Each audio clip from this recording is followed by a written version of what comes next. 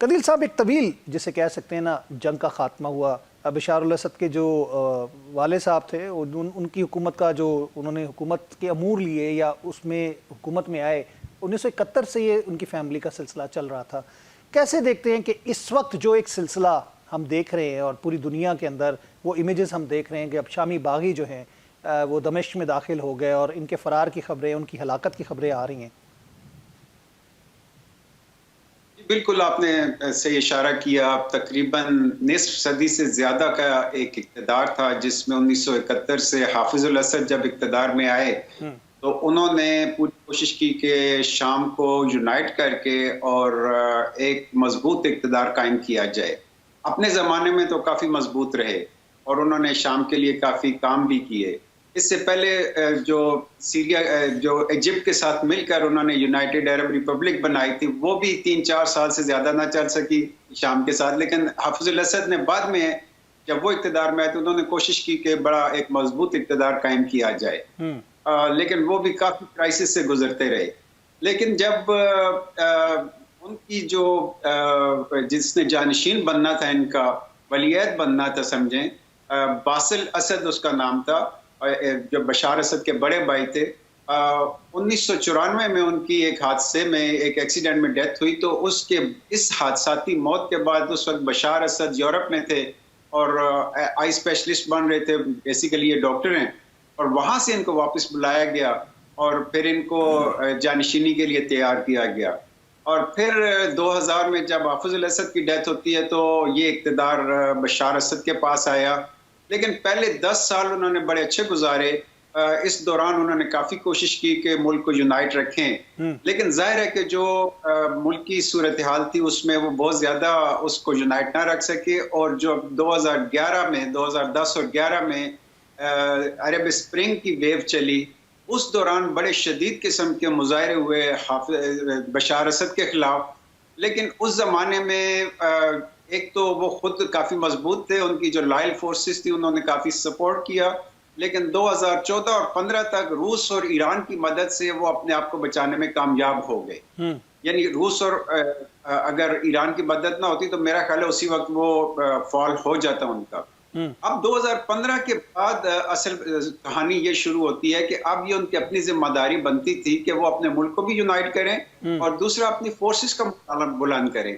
یہاں سے یعنی 2015 سے بعد میرا اندازہ یہ ہے کہ صرف دمشق کے اوپر ان کا صحیح کنٹرول تھا.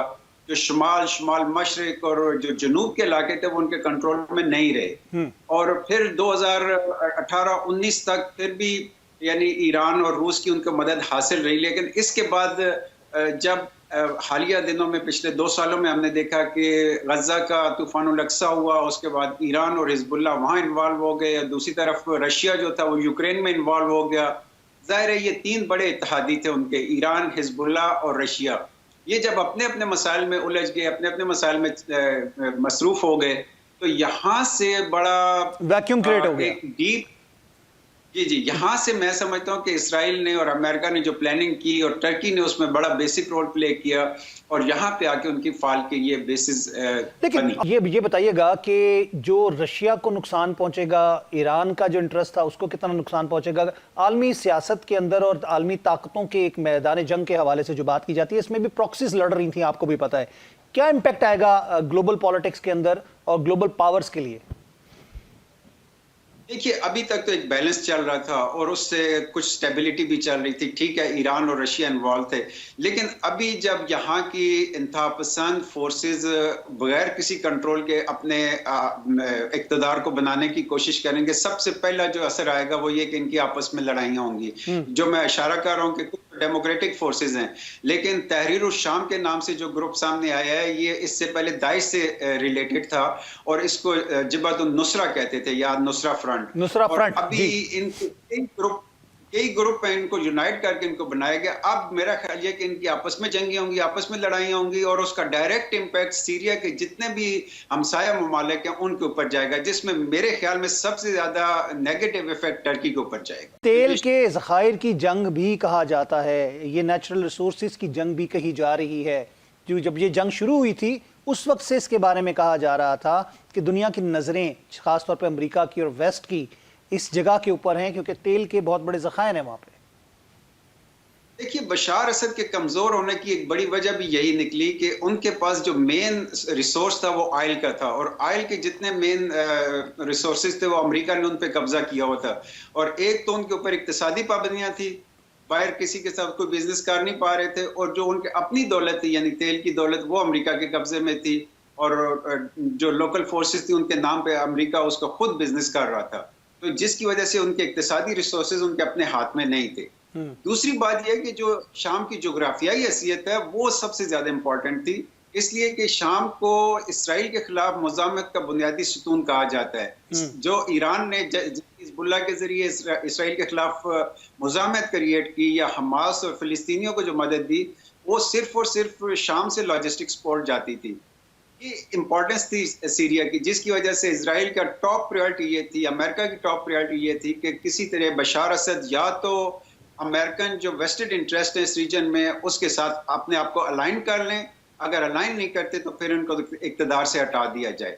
اب جو 6 حصوں میں تقسیم بتا رہا ہوں، 4 حصے تو میں نے بتایا، ایک حصہ جو جولان والا ہے وہ گولان ہائٹ ساری اسرائیل کے ہاتھ میں ہے، صرف لازکیہ اور ترتوس 2 ایسے علاقے ہیں جو شاید روس کے ہاتھ میں باقی رہے، وہاں پہ ان کے انسٹالیشنز ہیں۔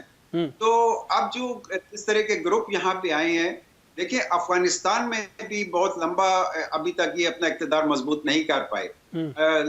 جب عراق میں داعش نے قبضہ کیا تھا تو ہم نے دیکھا کہ موصل میں انہوں نے اپنا ہیڈ کوارٹر قائم کر لیا تھا اور اپنی اسلامی سلطنت بھی قائم کر لی، اسی طرح سیریا میں درعا کا جو علاقہ تھا اس میں بھی اپنی اسلامی سلطنت قائم کر لی تھی۔ لیکن اب دیکھنا یہ ہوگا کہ ان گروپوں کا آپس میں کتنا اتحاد چل سکتا ہے۔